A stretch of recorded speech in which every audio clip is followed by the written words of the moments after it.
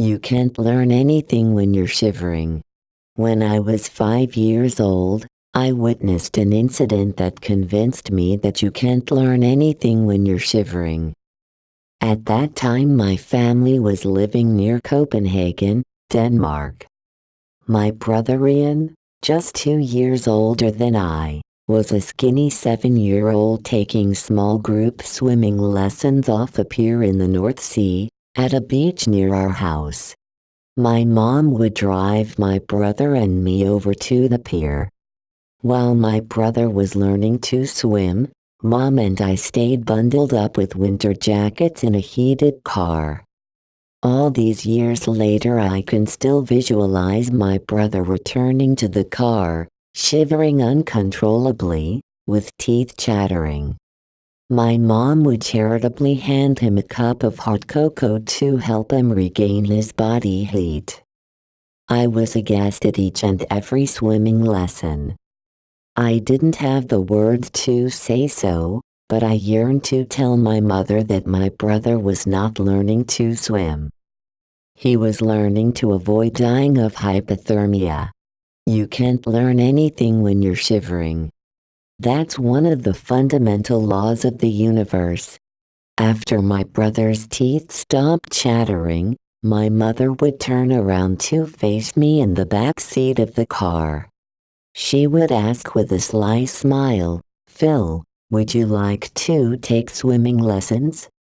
I consistently replied, "I really don't think so." 30 years later, I spotted a fascinating article in the Washington Post newspaper that reinforced my gut instincts on that pier.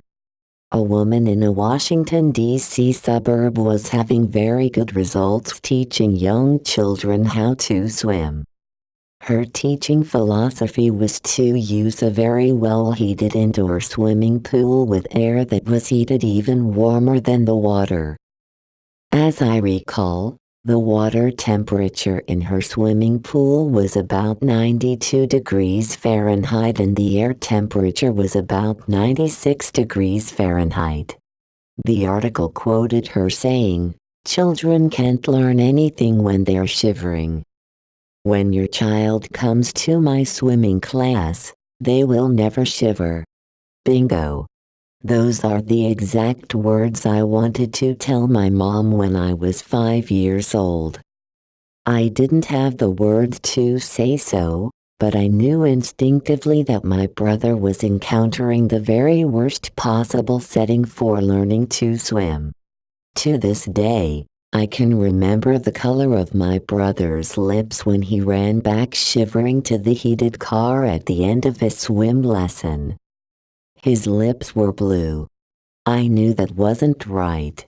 I knew deep down that wasn't right at all. Thankfully, my brother survived those swimming lessons. It thrills me to see that his own children love to swim today. I recount this story to my mother, 50 years later. I can remember it as clearly as if it were yesterday. I shiver just thinking about it. Phil Shapiro. pshapiro @his.com. http://www.twitter.com/Phil Shapiro. Public domain, freely distributable for any purpose. I support opensource.com and encourage you to visit, learn from and contribute to that community of people building a more inclusive and hopeful future. If you'd like to support my creative work, kindly do these 2 steps. 1. Follow me on Twitter. 2. Send me a small donation via PayPal to pshapiro@his.com. If you make any open content educational materials, do please send me an email telling me about them.